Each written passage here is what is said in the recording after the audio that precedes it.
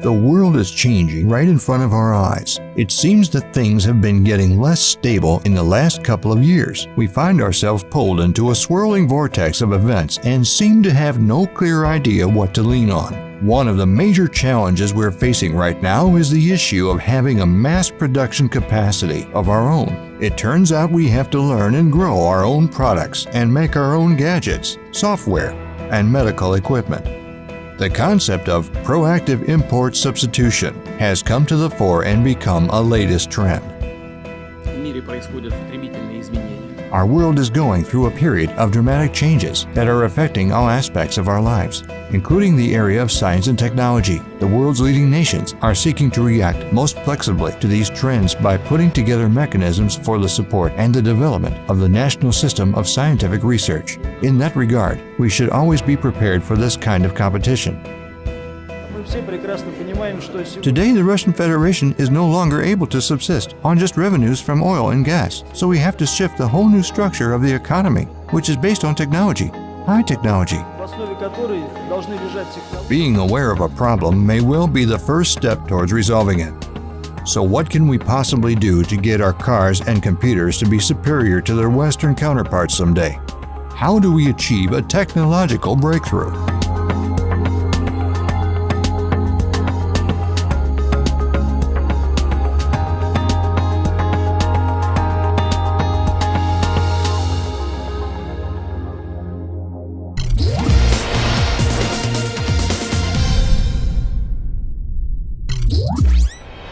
To get an idea of where we are right now, let's go back 20 years and try to refresh our memory of the events of the 1990s. Science, as a highly organized system, was the first to suffer from the crisis. Science institutions were unable to self-fund their activity, which paved the way for a brain drain to the West. Back then, at least 2/3 of Russia's top scientists left for overseas. And although it seemed like there was no stopping that, it was during those years that we saw the first initiatives to save science. In this regard, in 1992, the Russian Foundation for Basic Research, RFBR, was set up with a view to supporting the nation's science. I remember being a young scientist during the 90s when just about everyone was trying to have his own business or move overseas for job prospects. And as a junior research scientist, I had to work night shifts to be able to make a living. I worked unloading trains and trucks, and when I started receiving grants, that finally freed up the time I needed for science, since I could at least provide for my family. Essentially, the RFBR helped stabilize Russia's fundamental science. It's hard to tell what we would do without the RFBR. Later on, we had other functions as well, like the Russian Science Foundation, with the Ministry of Science providing some support for fundamental research. Russian scientists hold their optimism down in claiming Russian science is alive. During the 90s, much of what we had was destroyed as well, but science retained its foundation, and that foundation is our schools of science. It's quite apparent that of late, a lot has been done in the way of reviving our schools of science, including through the efforts of our government. As an example, I could cite the Novosibirsk branch of the Academy of Sciences, as well as the Catalysis Institute and the Archaeology and History Institute. Today, these institutions keep leading the way as firmly and confidently. As they joke in the professional environment, it's natural selection that's been taking place. Applied science is learning to commoditize itself and sell its products. Things are a bit more complicated when it comes to fundamental science. Its results are deferred in time and are not readily apparent. The work of fundamental scientists is akin to creating works of art. It requires a muse and creative freedom. And it's based on the results of this work, which can be quite unexpected, that we build our scores of novel applied solutions.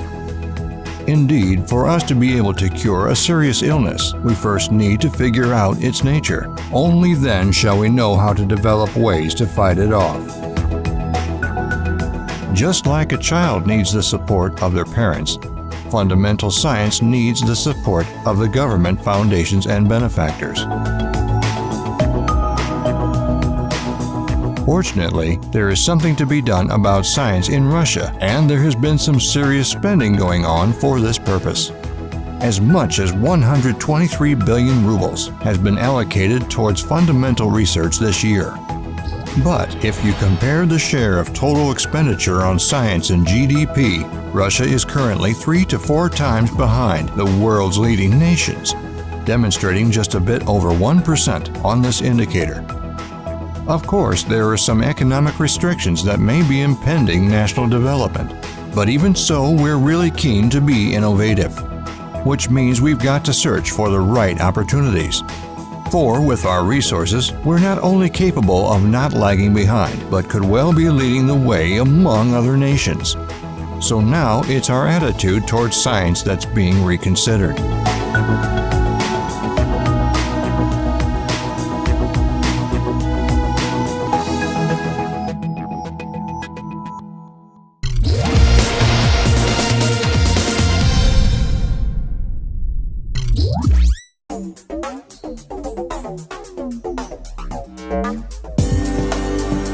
Being concerned about the engagement of youth science seems like an interesting trend these days. It's become an issue that's given a great deal of attention, not just in Russia, but the world's most advanced nations, with even Japan, an unquestionable technological powerhouse, being no exception. Quite sadly, since the 90s, we've been accustomed to picturing the following image of a scientist: a penniless nerd prepared to drag out a miserable existence as long as it's all about engaging their beloved science. However, already today we can witness the emergence of a new generation of ambitious folks who view science as a promising field, someone who's young, good-looking, and success-oriented. That said, we don't really know that much about these talents as of yet. The public consciousness has still yet to fully embrace the romantic image of a young scientist. The fact that there's a lack of interest in the topic on the part of the media may be due to the overall tone of the market, which is dull at the moment. Let's see what some young people make of associating their future with science. Well, on one hand, it's something I'd really like to do, but on the other, I'd also like to earn good money doing it. I really don't know what to say here. If they could provide better conditions for scientists, I'd probably go for it for sure. Well, I'm thinking of staying in science and doing research work. I haven't made up my mind yet, but maybe I'll go to Europe or something. Maybe not. We'll see.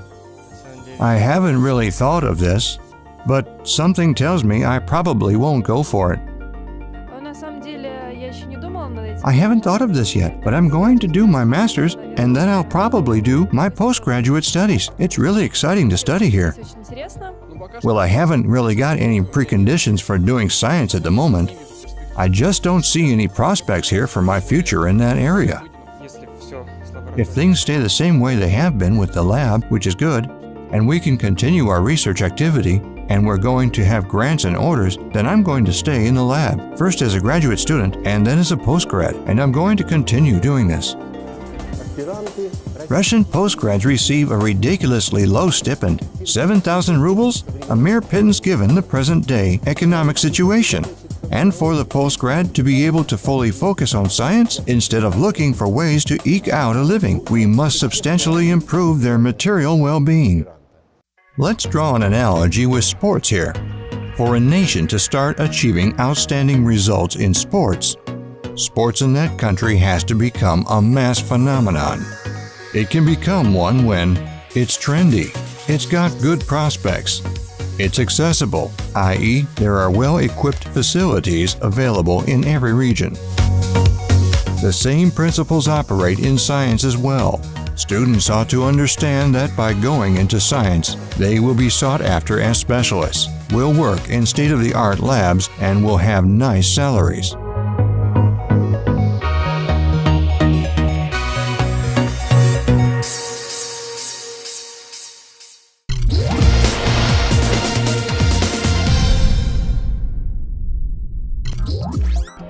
For reference, grants are a form of non-repayable financial aid for scientists. These funds are used for cash bonuses, purchasing equipment and materials, taking part in international conferences, and organizing research expeditions. A few years ago, the Russian government allocated special purpose funds towards support for young scientists. And at the present time, the Russian Foundation for Basic Research is involved in implementing a number of youth-oriented programs. Historically, the RFBR has devoted a lot of attention to the support of young scientists, and currently, there's an entire array of this kind of competitions out there. A total of 7 competitions on support for young scientists were held in 2015. One of these, entitled My First Grant, is intended for the beginner researchers who have just started work in the lab. And although the first grant is not very large, just 400,000 rubles, the guys are confident that it's the best possible start in their career in science. I see this as some kind of head start for youth in life. It's not that it's all about just providing the young man with some financial support. It's more about making the young more disciplined and providing the necessary impetus for them to submit applications for larger grants. The grant system is built in such a way that you can obtain a large grant only if you have a history of taking part in grant competitions. You'll be able to get bigger funding only if you're capable of substantiating the validity of your ideas in a gradual, project-by-project fashion. Once you obtain your initial RFBR grant and show what you've got, like the ability to head a team of scientists, for instance, no matter how small it may be, you move on to the next stage, grants worth $3 million and up. Micro-grants not only take us up another rung towards bigger projects, but make it possible to satisfy a large number of applications simultaneously. It's a chance for young researchers to start putting their ideas into effect. Suggesting someone give it a try is sometimes the best possible way to get them interested, isn't it?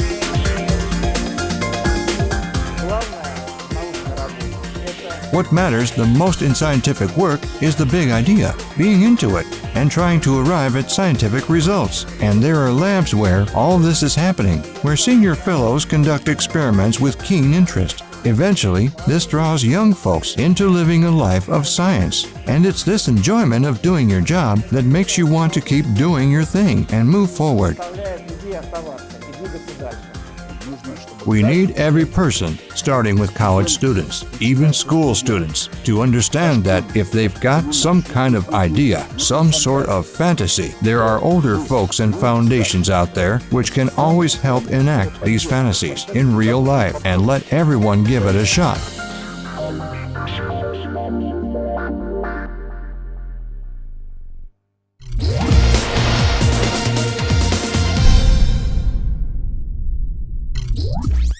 Science is international in its essence, and time has shown that scientists from different countries working together produce better results. This is what they call the doubling scientific work potential effect. There's a major project of ours which just recently became a success. It's a new type of laser, mid-infrared femtosecond laser, regarded as the most powerful in the world at the moment. A team of physicists from Russia, Austria, and the US has demonstrated the phenomenon of self-induced compression of a laser beam into a thin ray. A ray that can spread a vast distance without dispersing, which can be used in laser communications or atmospheric research. The opportunity to be a part of an international project working with unique equipment and being part of a strong team should serve as a powerful stimulus for young scientists to enter the field. At the moment, the Russian Foundation for Basic Research is working with research institutions in as many as 31 countries across the globe. Our young talent can travel overseas, learn new things, and make some discoveries. International programs offered by the Foundation are also aimed at attracting foreign scientists to work in Russia.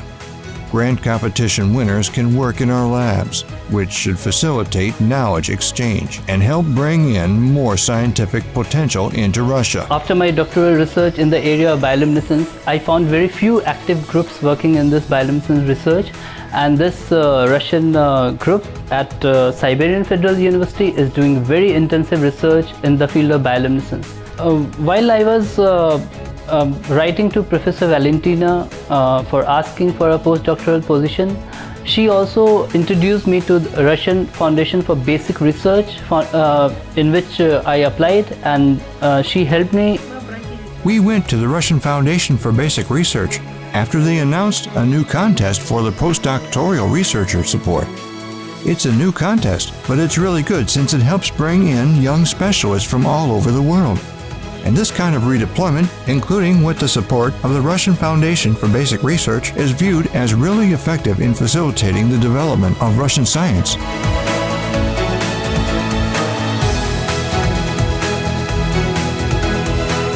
But things aren't as simple as we may think when it comes to foreign relations or the domestic situation. But even so, maintaining friendly international relations in science is what is really going to shape our technological future. So we're ready to work together with and be tolerant towards our foreign counterparts because we're interested in development and progress.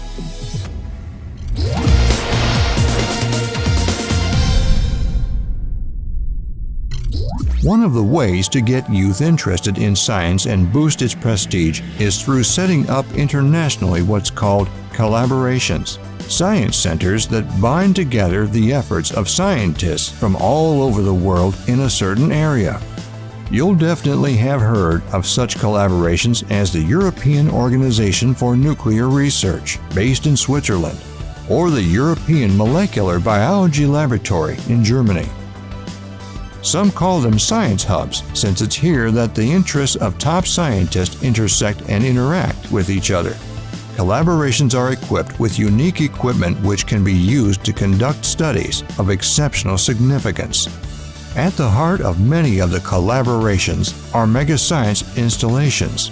In addition, science hubs have a comfortable infrastructure that brings people closer together, be it over a cup of coffee, at the lab, or while playing a ball game.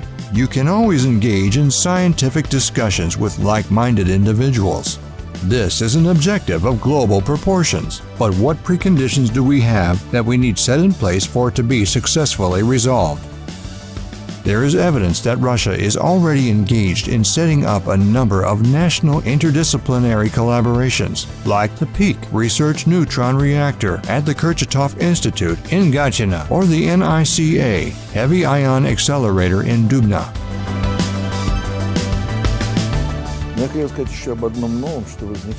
I'd like to touch on a couple of new areas. It's definitely research into the genome, the study of various diseases and cognitive sciences. Isn't it just fascinating to be able to fathom the nature of the human brain and figure out the way it operates and the way we think?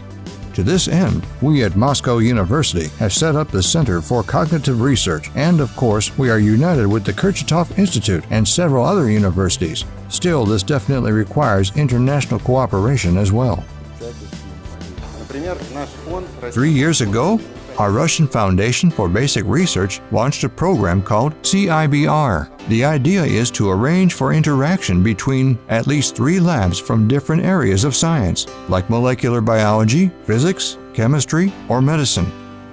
We're about to announce the results of the first round, and we know already all the work under the program is going great, and we intend to continue with it and keep developing the system further.